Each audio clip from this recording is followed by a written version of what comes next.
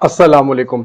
मौला मुत्तक़ियान मौला इमाम अली अलैहिस्सलाम नहजुल बलागा की हिकमत 299 में फरमाते हैं, वो गुनाह मुझे अंदोनाक नहीं करता जिसके बाद मुझे इतनी मोहलत मिल जाए कि मैं 2 रकत नमाज पढ़ूं और अल्लाह से अमन व आफियत का सवाल करूं।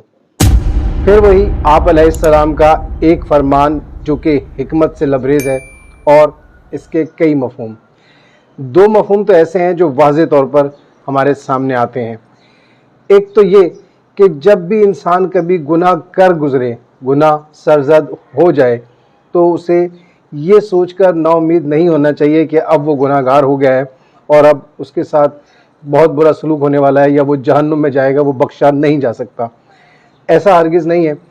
फ़ौरी तौर पर उसे चाहिए कि वो अपनी गलती पर नादिम हो, 2 रकत नमाज पढ़े, उस परवरदिगार के हुजूर में तौबा करे, इस्तग़फ़ार तलब करे और उस पर निदामत के साथ इस्तग़फ़ार तलब करते हुए इस बात का यकीन रखे कि वो परवरदिगार आलम बहुत मेहरबान है, बहुत रहीम है, वो माफ़ करने वाला है। यकीनन उसका ये गुनाह माफ़ हो जाएगा। और इसके बाद जो दूसरा पहलू सामने आता है वो ये कि जब भी कभी इंसान गुनाह करने लगे, गुनाह का इरादा करे, तो उसे इस चीज़ का ख्याल रखना चाहिए कि इस गुनाह को बख्शवाने के लिए उसे 2 रकत नमाज पढ़नी होगी, अपने इस्तग़फ़ार के लिए, अपनी तौबा के लिए उसे ये मोहलत दरकार होगी।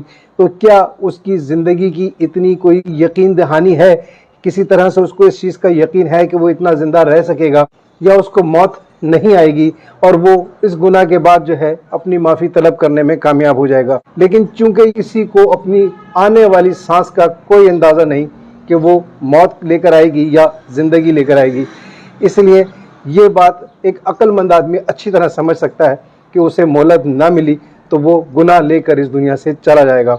उसकी तौबा कबूल करने का या तौबा मांगने का तो उसे वक्त ही नहीं मिलेगा। इसीलिए बेहतर ये है कि इस दुनिया में बजाय गुनाह करने के, बग़ैर गुनाह के ज़िंदगी गुजारने की कोशिश की जाए। शुक्रिया।